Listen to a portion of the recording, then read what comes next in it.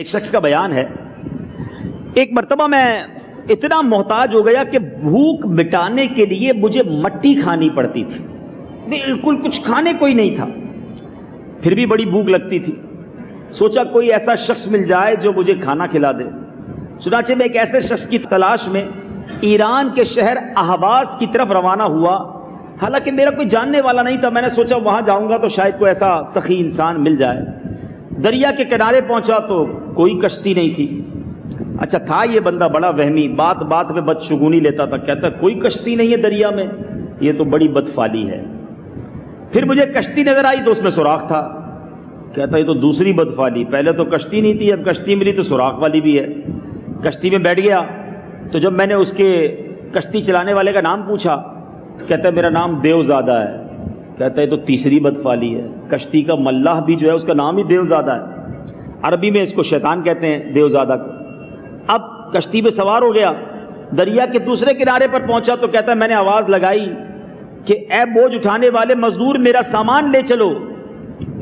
تو مزدور جو ہے جیسے ہی قریب آیا تو وہ ایک آنکھ والا تھا، کانا تھا، کہا یہ چوتھی بدفالی، ایک کے بعد ایک بدشگونی لیتا گیا۔ وہ ہوتے نا ایسے وہمی لے، گاڑی کے نمبر سے بدفالی لے رہے ہوتے ہیں، بلی گزر جائے تو بدفالی، او ہو آج تو کام خراب ہو جائے گا، صبح صبح چھینک آ گئی تو صبح صبح فلاں ہو گیا، عجیب عجیب باتیں۔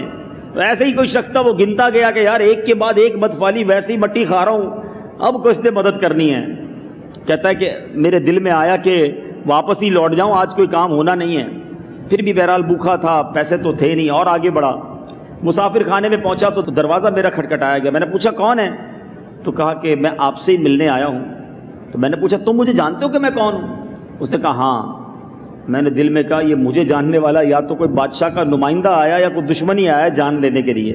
بہرحال کچھ دیر سوچنے کے بعد کہتا ہے میں نے دروازہ کھولا، اب وہ شخص آیا اور کہتا ہے مجھے فلاں شخص نے آپ کے پاس بھیجا ہے، پیغام دیا ہے کہ میرے آپ سے کچھ اختلاف تو ضرور ہیں مگر اخلاقی حقوق کی ادائیگی ضرور ہی ہے۔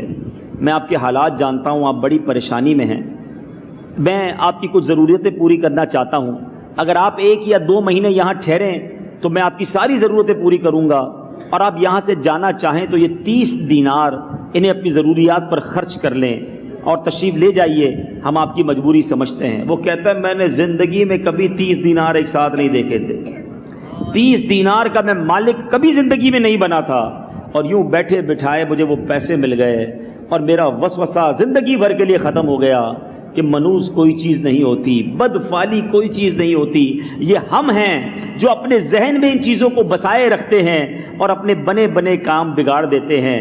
ہر حال میں اللہ کا شکر ادا کر کے بسم اللہ شریف پڑھ کے اپنے کاموں کی اگر ہم ابتدا کیا کریں، اچھی نیتوں سے اپنے کام کیا کریں تو رب کریم ان کاموں کو پورا فرما دیتا ہے۔ صلو علی الحبیب صلی اللہ تعالی علی محمد۔ مجھے اپنی اور ساری دنیا کے لوگوں کی اصلاح کی کوشش کرنی ہے۔